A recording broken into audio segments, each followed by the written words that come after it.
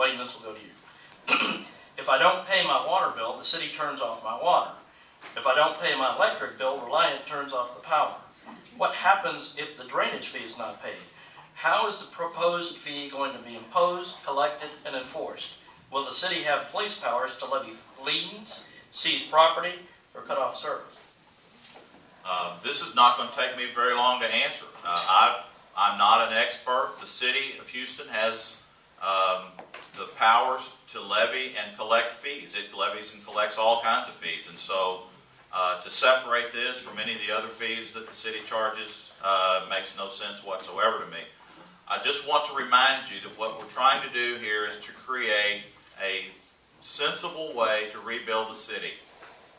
You're going to pay for this one way or the other. If we don't take care of the systems that we have, it costs a multiple of more times to replace facilities than it does to repair facilities. And in fact, Caltrans ran calculations not too long ago where they said for systems that they don't maintain, that ultimately fail and have to be replaced, it costs 16 times more. I don't think that's good fiscal policy at all. We're also making sure that when we convert to a pay-as-you-go, folks, we're going to get about 4 times more value out of the dollars that we spend, because we're not going to be spending more money on debt service than we spend on the facilities themselves.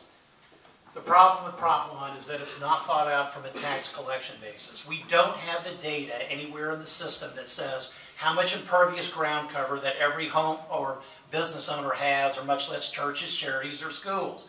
We're talking about having to survey the entire city. We cannot use Google Earth or other things that I've heard as a tax collector. Trust me, it won't work. The bottom line is, you've got a fee that's not been thought through. You've got a fee that is $125 million or larger.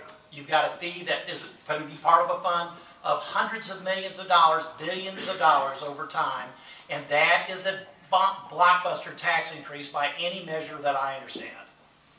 Gentlemen, we are out of time. It's 8:30. Once again, I apologize to the audience and for both of you for the little confusion I caused at the beginning. But now,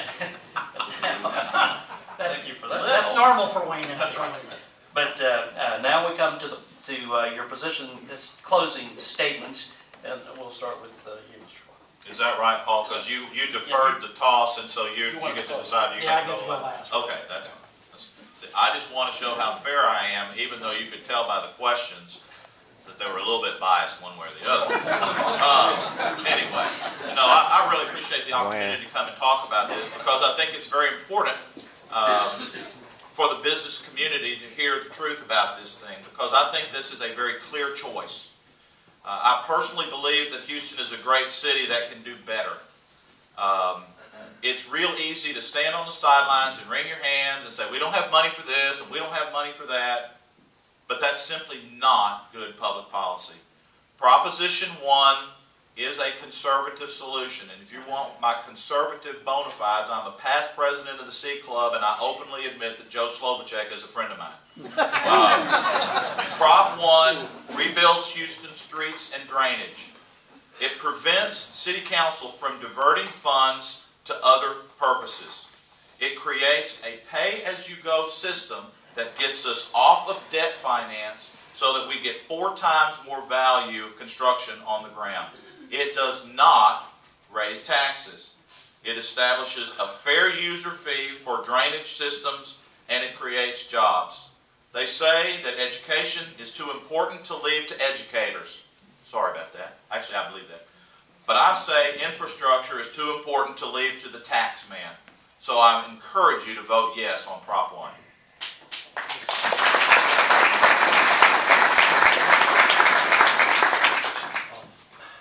Wayne, to say that this doesn't raise taxes is just flat wrong.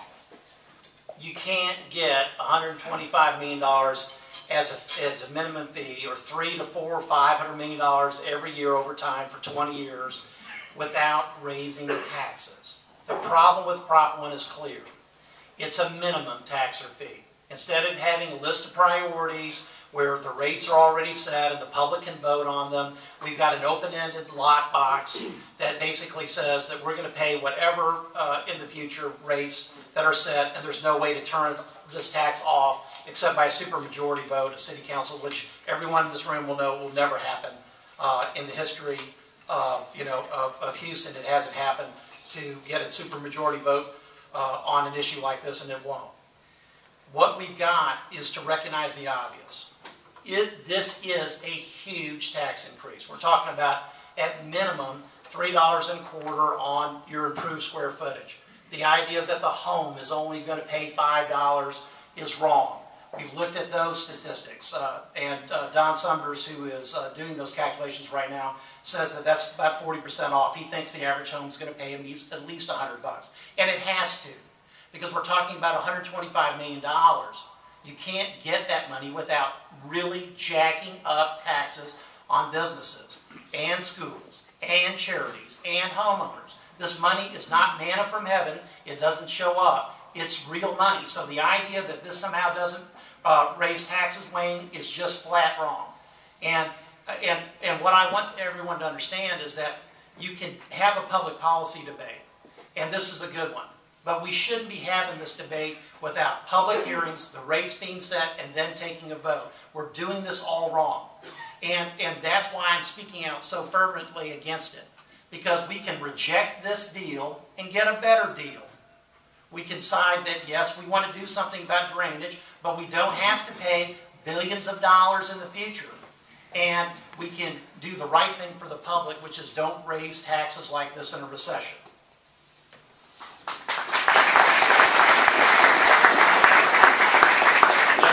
Thank you both. We appreciate your sincerity, your passion for your proposals, and your dedication to the city. And I think it's appropriate for you to thank them.